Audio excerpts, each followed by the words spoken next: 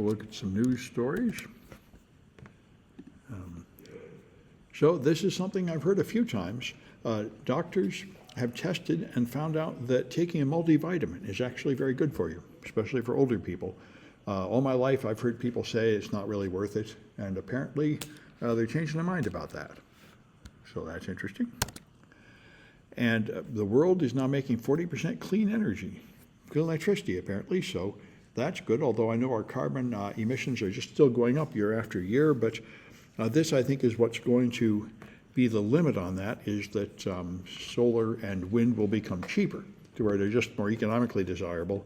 I think that's what's going to eventually limit the using of fossil fuels, not any kind of good-hearted attempt to avoid polluting the place, but the other electricity is just cheaper.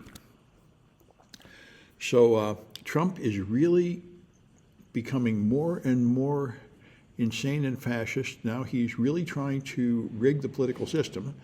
And, you know, actually a couple days ago they were supposed to get the report saying where he could just declare martial law. I don't think the word is out yet, but certainly declaring martial law and ending elections would suit him.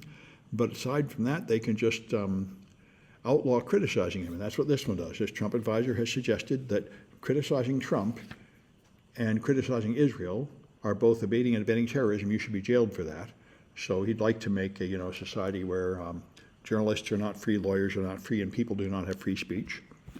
That's why it's so important to protest now and dare him to do it and get him to back down before he pushes any further.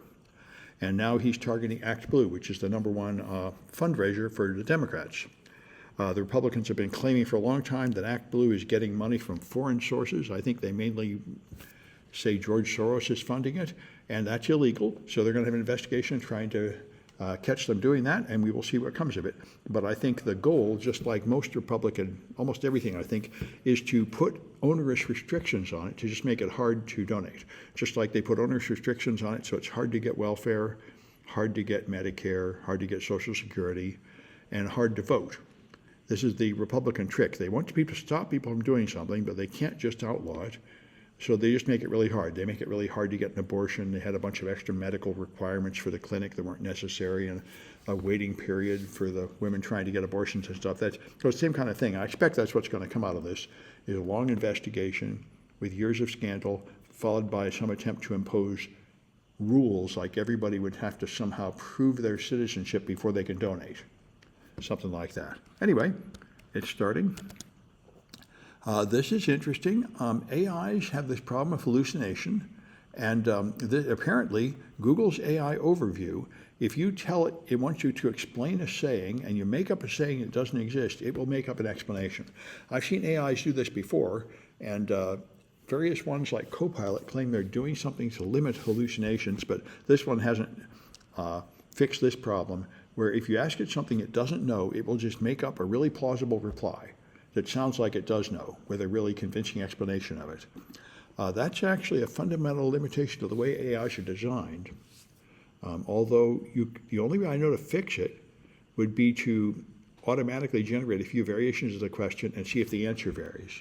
Anyway, so David Hogg is the second in charge of the Democratic National Committee now, but he has publicly called for funding primaries against establishment Democrats that are already in office, against incumbents, to replace them with younger people. I think this is a well-known problem. Many people are very frustrated with the Democratic Party doing nothing as the Nazi regime from the Republicans destroys the country. And however, the Democratic National Committee has issued an ultimatum which is not unreasonable. It says if you are not going to support incumbent Democrats, then you can't be an official of the committee, which kind of makes sense.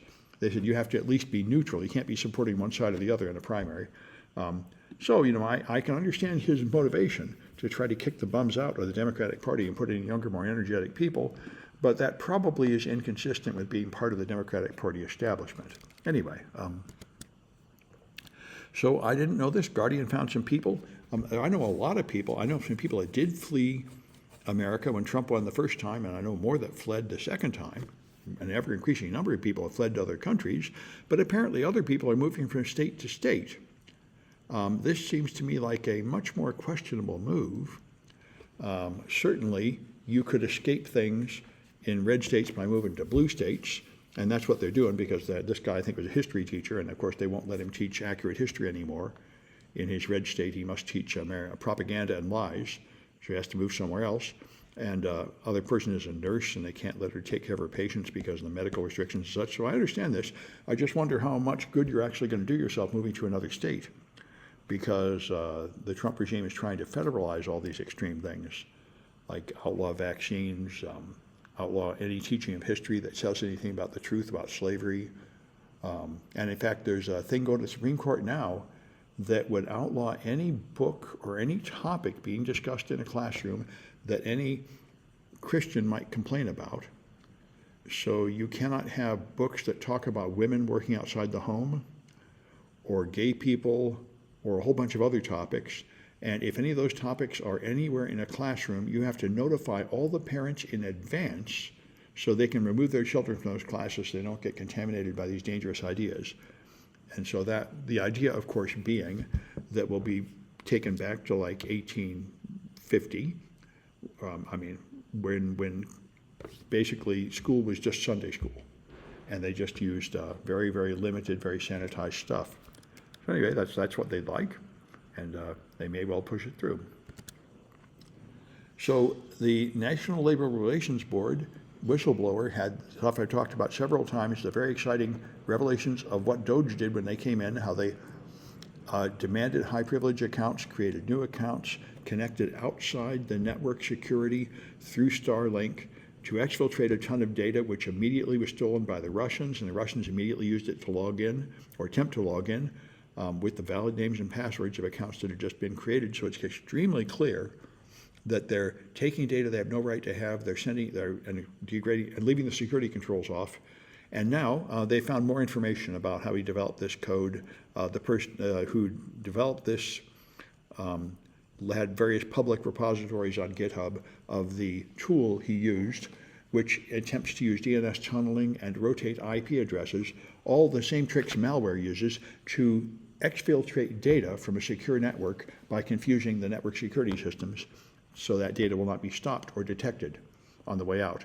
So, this is, that's what he did, and that's what the network administrator discovered, is that they were in fact exfiltrating data the way malware exfiltrates data.